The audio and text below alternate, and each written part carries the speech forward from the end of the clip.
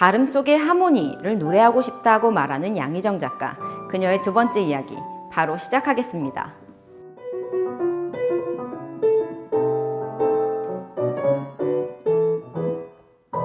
느려도 바르게 지쳐도 씩씩하게. 전 사실 작업을 막 계획적으로 데드라인 정해서 착착착착 하는 스타일이 못 돼요. 저는 약간 잔머리가 있고 나의 능력치에 대한 인지가 빨라요. 마감 시간 1시간 전까지 놀아요. 그러다가 1시간 전에 막 뭐 스트레스를 받으면서 하는데 음악회에 대해서 가사를 계속 생각하긴 하는데 잘 안 나올 때가 있는데 결국 음악회 하기 직전에 완성된 곡도 있고 별로여도 어쩔 수 없어요. 이미 내 무대는 시작되었고 이 곡을 아무도 들어보지 않은 상태에서 무대에서 그냥 오픈한 적도 있고 데드라인이 있다는 건 되게 행복한 스트레스가 되는 것 같아요. 저한테는. 데드라인이 없으면 안 하게 되더라고요. 그래서 그거를 스트레스라고 생각하지 않고 너무 숨이 꼴딱꼴딱 넘어갈 것처럼 하지만 지나고 나면 내가 진짜 조금 성장이 있거든요. 그리고 남잖아요. 할 때는 좀 매번 힘들지만 변태같이 지나고 나면 좀 좋은 것 같아요.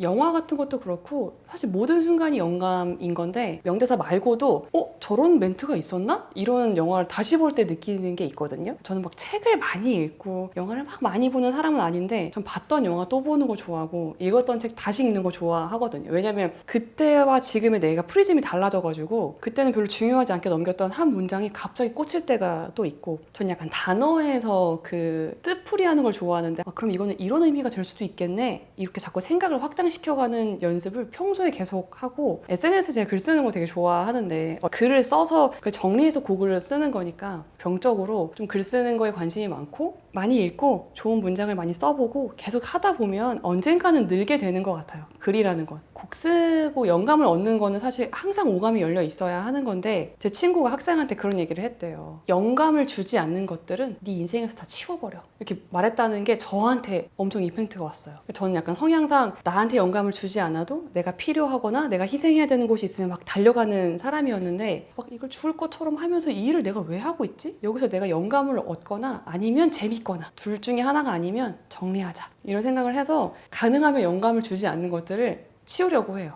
제가 식물을 키우면서 느끼는 건데 노란 잎이 생기면 아까운 거예요. 사실 그건 바로 잘라야 다른 친구들이 잘 자라거든요. 근데 그 노란 잎 자르는 게 저한테는 사실 첫 번째였던 것 같아요. 영감을 주지 않는 일들을 과감하게 치우는 게 오히려 영감을 더 느낄 수 있는 출구와 채널이 많아지는 것 같아요.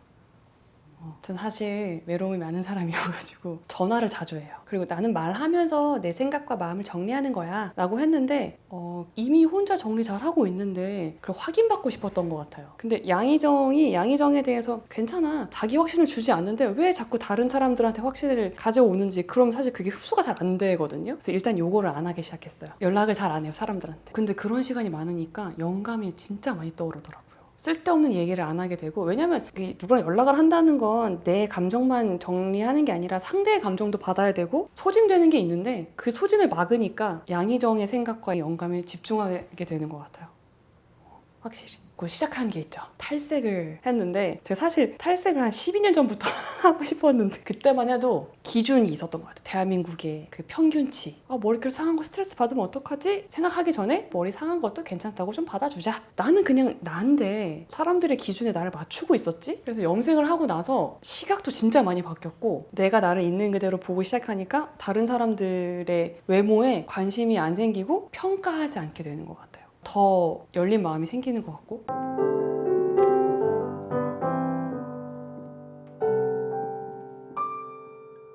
멀리 보고 살았으면 선택 안 했을 것 같아요. 미래라는 건 나의 열심히 살았던 오늘과 그 시간들이 모여서 내일이 되고 그 내일이 또 미래가 되는 건데 다른 날을 위해 무언가를 막 참고 억지로 희생하면서 사는 게 진짜 맞는 걸까? 그리고 그게 돈이라면 없는 채로 재밌게 살 수 있을 것 같은데? 이런 생각을 했던 것 같아요. 그래서 학자금 대출도 갚았어야 됐고 햄버거 하나 사 먹어도 500원 더 싼 거 이런 걸 먹었던 사람인데 23부터인가? 500원을 더 쓰더라도 내가 먹고 싶은 걸 먹자를 처음 도전해봤던 것 같아요. 근데 그러면 그때 그거 먹지 말았어야 되는데 막 이런 생각을 말도 안 되게 했던 시간이 있었는데 안정적인 직장을 다닌다고 해서 내일에 대한 보장이 있는 건 아니니까 삶에 대한 불확실은 내가 오늘 열심히 살 수 있는 원동력이 되고 돈이라는 거에 그렇게 매이지 않으면 내가 조금 더 행복하게 살 수 있겠다. 근데 약간 음악을 할 때는 좀 미련했던 것 같아요. 그 미련함이 지금의 창작 활동과 양희정이라는 사람을 만드는데 의식적으로 한 행동은 아니었으나 되게 좋은 자양분이 됐던 것 같아요.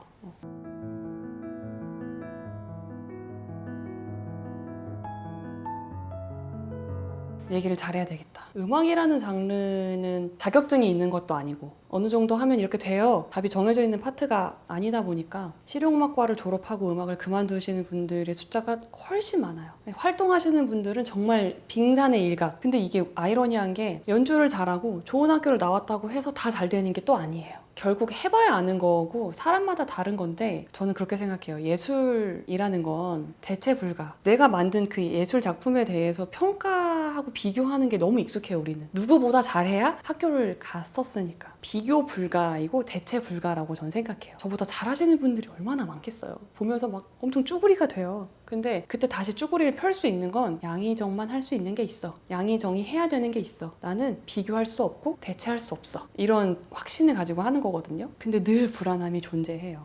사실 전 개인적으로 스팅 1집 좀 별로거든요. 그러니까 그 대가도 처음부터는 잘하지 않았다. 그러니까 좀 멀리 봐서 계속 무언가를 하면 결국 되긴 돼요. 계속 하다 보면 또 자기만의 색깔을 찾을 수 있는 것 같기는 한데 요즘 유튜브에 커버 영상이 진짜 많거든요. 아는 노래니까 사람들이 들으니까. 그럴수록 내 곡을 해야 된다고 생각해요. 니즈에 맞춰서 무언가를 하는 게 나쁜 것은 아니지만 그러다 보면 내가 해야 되는 얘기를 잃어버리고 그러면 결국 아티스트로서 내가 할 수 있는 폭이 좁아지는 거기 때문에 그러니 조금 느려도 할 수 있는 이야기를 꾸준하게 10년은 해보자. 그러니까 음악을 포기하는 것도 전 용기라고 생각해요. 그래서 음악을 하지 않게 돼도 내가 다룰 줄 아는 악기가 있고 노래를 잘할 수 있고 그냥 내 삶에서 한 부분이 너무 풍요로워질 수 있는 좋은 아이템을 장착했다. 그렇게 생각하는 것도 포기하는 것도 아주 멋있는 용기이지 않을까.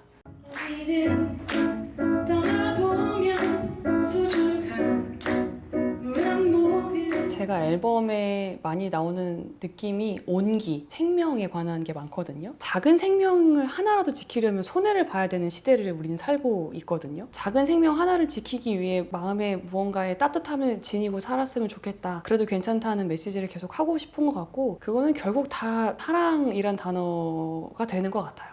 엄마라는 노래도 제가 35이면 이미 엄마가 됐을 나이이기도 하거든요. 우리 엄마가 나를 낳았을 때 생각해보면 엄마가 너무 어린 친구인 거예요. 엄마 너무 어렵구나 라는 말 한마디에 되게 많이 우시더라고요. 우리가 사는 삶이 사실 너무 많은 사랑으로 연결되어 있는데 누리면서 살지 못하는 것 같아요. 그 사랑을 좀 눈에 보이게 누리고 느끼고 그리고 내가 실천할 수 있게 만드는 그런 노래가 됐으면 좋겠어요.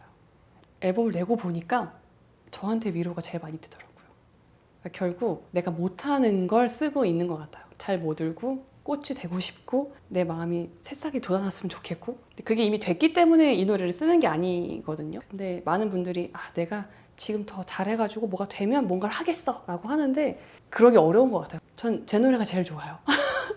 왜냐면 양희정 맞춤형이기 때문인 것 같아요. 그거는 나를 잘 돌아본다는 거 그리고 나를 솔직하게 표현하는 게 좀 수용되는 사회가 됐으면 좋겠고 나를 수용해주지 않더라도 나만큼은 나를 좀 수용해줘야 그래야 좀 좋은 창작물이 나올 수 있지 않을까 그런 생각을 요즘 되게 많이 하는 것 같아요. 네.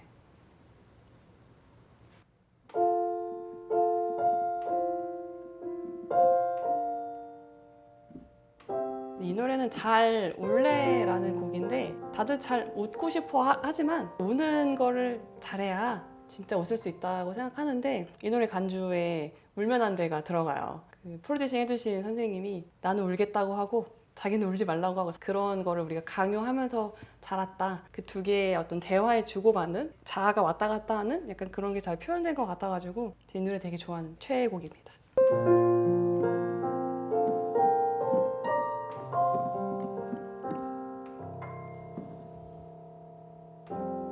눈물 흘리는 일은 슬픈 일이라 하지만 눈물 흘릴 줄 아는 사람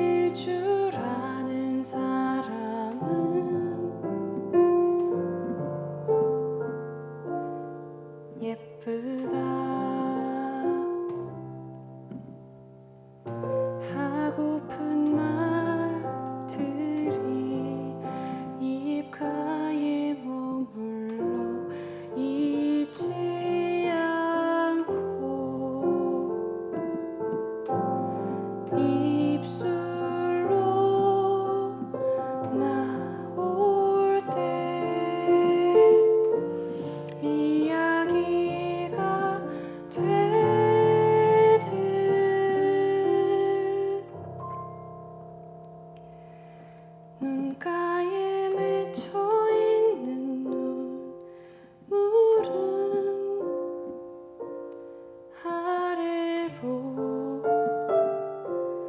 아래로 흘러내려야 씩씩해진다.